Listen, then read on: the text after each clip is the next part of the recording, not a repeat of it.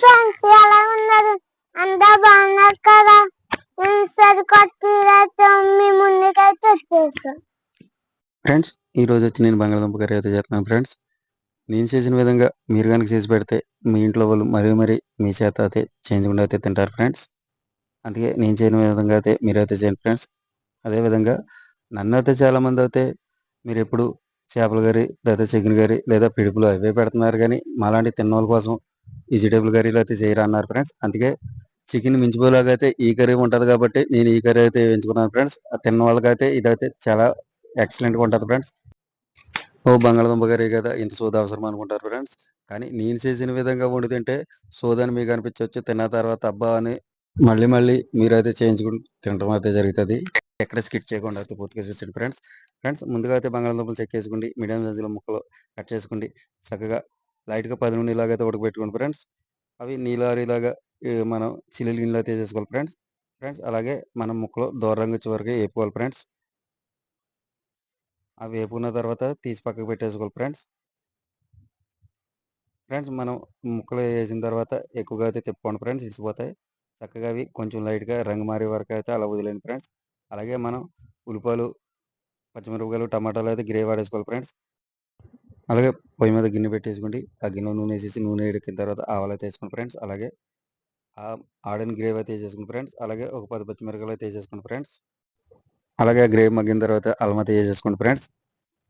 ఇప్పుడైతే మనం నానబెట్టుకున్న మిల్ మేకర్ అయితే వేసేసుకోవాలి ఫ్రెండ్స్. అవి ఏ నీటిలో నానబెట్టుకోండి ఫ్రెండ్స్. అవి వేసిన తర్వాత కొంచెం అటు ఇటు అయితే కదుపుకోండి ఫ్రెండ్స్. అరగంట అయితే ఉంటుంది, కొంచెం అయితే కదుపుకోండి ఫ్రెండ్స్.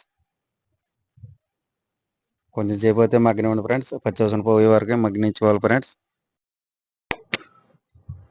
అవి తిప్పుతూనే ఉండండి, ఎందుకంటే అవి తిప్పకపోతే అరగంట అవుతుంది కాబట్టి కొంచెం తిప్పుతూ ఉండండి.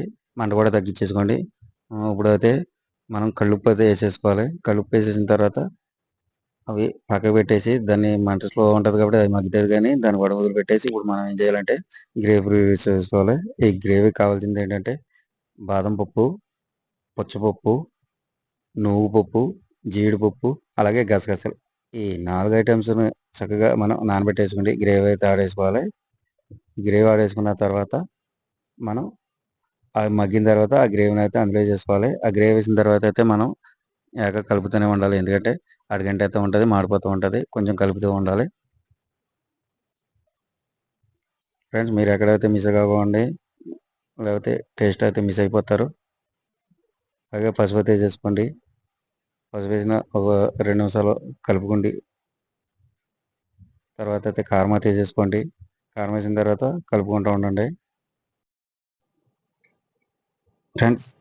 ఏం చూస్తూ ఉంటే నాకైతే లాలాజలం ఎక్కడి నుంచో తనకు వచ్చేస్తుంది ఫ్రెండ్స్. నోరు ఊరిపోతుంది ఫ్రెండ్స్ అట్లా చూస్తూ ఉంటేని. అంత ముద్దు వచ్చేస్తుంది ఫ్రెండ్స్ ఆ గ్రేవీని చూస్తూ ఉంటే. అలాగే మనం పక్కన పెట్టుకున్న ఈ బంగాళదుంపలను అయితే వేసేసుకోవాలి ఫ్రెండ్స్. నేను అది స్లో మోషన్లో వేసుకుంటున్నాను ఫ్రెండ్స్, ఎందుకంటే నాకు వీడియో కావాలి కాబట్టి నేను అయితే స్లో మోషన్లో వేసుకుంటాను. మీరు అలాగైతే చేయక్కర్లేదు. నేను వేసిన ఏదో నా వీడియోని ఫాలో అవ్వమన్నానని నేను ఏ విధంగా చెప్తున్నానో ఆ విధంగా అయితే చేయక్కర్లేదు. అది మీరు అన్నీ ఒకసారి అయితే చేసుకోవచ్చు, నాకు లేకపోతే చేయక్కర్లేదు. అలాగే అవి వేసేసిన తర్వాత అటు ఇటు అయితే తిప్పుకోండి ఫ్రెండ్స్. కొంచెం స్లోగానే తిప్పండి ఫ్రెండ్స్. మీరు గట్టిగా కనుక తిప్పారంటే అవి పేస్ట్ కింద అయిపోతుంది. కొంచెం స్లోగా తిప్పండి. ఏపినాయి కాబట్టి గమనైతే పేస్ట్ అయితే అవ్వదు. కొంచెం సేపు మగ్గిన తర్వాత నీళ్ళు అయితే పోసేయండి. నీళ్ళు వేసిన తర్వాత చక్కగా వాటిలో అయితే మెరుగులు తిప్పండి ఫ్రెండ్స్.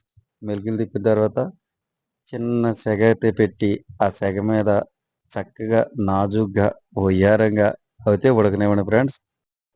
ఇలా నాజుగ్గా ఉడికిన బంగాళదుంప మిల్లిమేకర్ కర్రీ తింటే అబ్బా అనవలసిదే.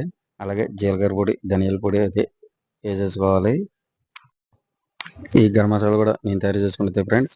అలాగే మీ ఇంట్లో పలవ సరుకులు ఉంటే కనుక లైట్గా దోరగా వేయించేసుకోండి, గ్రైండ్ పెట్టేసుకోండి ఫ్రెండ్స్. వేసుకుంటే చాలా వాసనతో గుమ్మగుమ్మలాడిపోద్ది ఫ్రెండ్స్.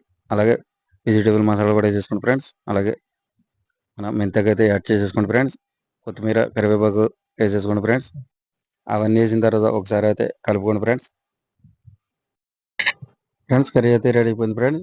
చక్కగా గుమగుమలాడే రుచికరమైన బంగాళదుంప మిల్ మేకర్ గ్రేవీ కర్రీ అయితే రెడీ అయిపోయింది ఫ్రెండ్స్.